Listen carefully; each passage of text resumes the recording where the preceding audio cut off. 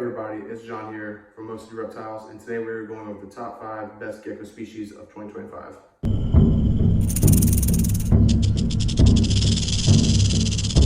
So today we're going to go over the top 5 species. It's going to be a mix of more of the common species and some of the newer or upcoming species, and maybe even a couple that you've never heard of. So we're going to get off to it as number 5 being the most common gecko of all time, the crested gecko. Crested geckos are an arboreal New Caledonian species. They're found on a small island of New Caledonia, and they are a perfect pet gecko if you're just getting into today's hobby. Their size is very handleable with how big their enclosure needs to be, and handling them also isn't that bad. They're a good enough size that they fit in the size of your palm of your hand, and they're usually not too energetic. They can be jumpy at times, but for the most part, they're pretty chill.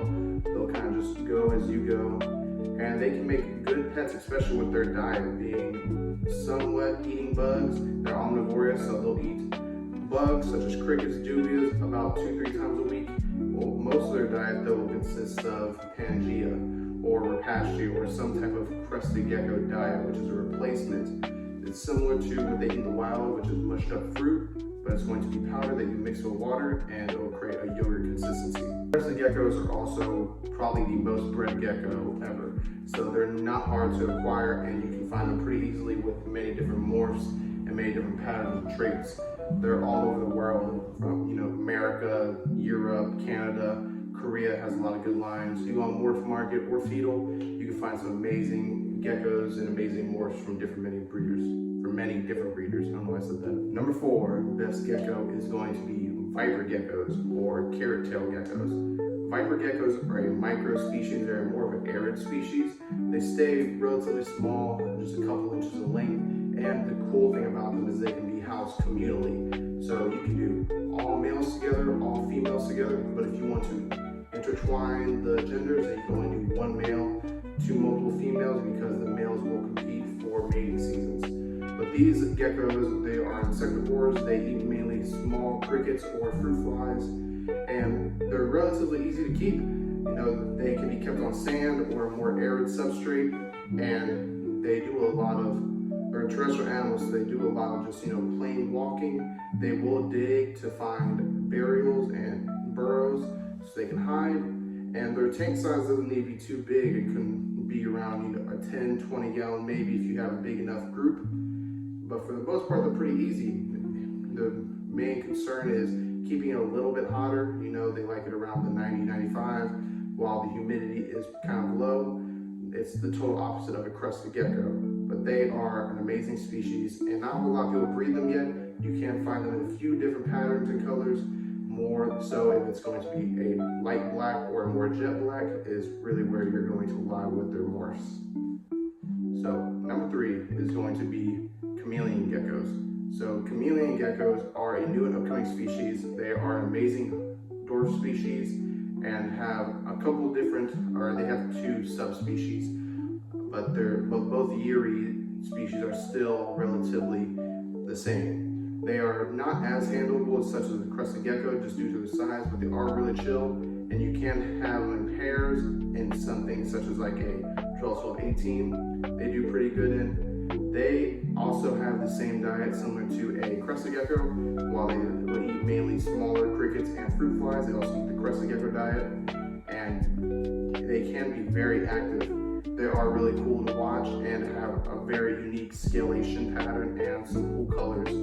So if you're looking for something that is really cool looking chameleon geckos, they are a bit more pricey than crested, just because of the demand for supply of them, and also because they're newer to the hobby. Number 2 on the list is going to be gargoyle geckos. So gargoyle geckos are very similar to crested geckos. They're another arboreal New Caledonian gecko, but their morphs and their colorations and their skin and scales are a little bit different. So unlike crested geckos, with having the Dalmatians and such, you're going to have more of the stripe or the blotch as you see in the videos and the pictures. They are a little harder to come by, not as hard as something like a chameleon gecko, but it's harder to breed them and acquire the eggs. So they are a little bit more pricey, but they can be amazing pets as well, especially eating the same thing as a crested gecko, having the same diet and the same temperatures. It's really a very cool gecko and something that could be growing in 2025. It is pretty big already to own them, but I believe that they're going to be a very cool species and grow even more popularity. And for the #1 spot is going to be mourning geckos. So mourning geckos are a micro species of geckos. They are parthenogenic, which means they don't need a male in order to reproduce. They can be kept communally, and breeding them is severely easy. I have seen that they are becoming more popular as the year goes on and people are wanting to work with them a little bit more. There are different types. You have the Hawaiians, yellow belly, type B. There's a few different species of mourning geckos and they are real fun to watch. Their diet consists of mainly things as fruit flies, pinhead crickets, and also your crested gecko diet. They are an arboreal species, so their tanks can be taller, and they don't need basking lights and things of that such. They can be kept at room temperature. Providing UVB is the same with like crested geckos and gargoyles and such. It's beneficial, but it's not needed.